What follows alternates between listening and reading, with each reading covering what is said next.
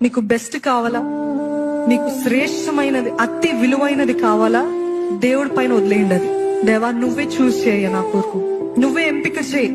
నేను చూస్ చేసుకోవడం కాదు, నేను కోరుకోవడం కాదు, నాకు ఈ వ్యక్తి లేకపోతే నాకు ఈ ఉద్యోగమే లేకపోతే నాకు ఇదే కావాలని నేను కోరుకోవడం కాదయ్యా, నీ చిత్తమే నెరవేర్చబడును గాక అని చెప్పగలిగిన స్థితి ఉందండి. దేవుడు ఎందుకు మౌనంగా ఉన్నాడు? దేవుడు నన్ను ఇంకెందుకు ఇంతకాలం వేచి ఉండమంటున్నాడు? నాకు అర్థం కావట్లేదు అని డిస్కరేజ్మెంట్ వచ్చేస్తుంది. అన్నిటికంటే కష్టమైనది ఏంటి తెలుసండి? దేవుడు మౌనంగా ఉన్నప్పుడు ఆయన పైన ఆధారపడి ఉండటము కష్టము. నమ్ముతున్నారా?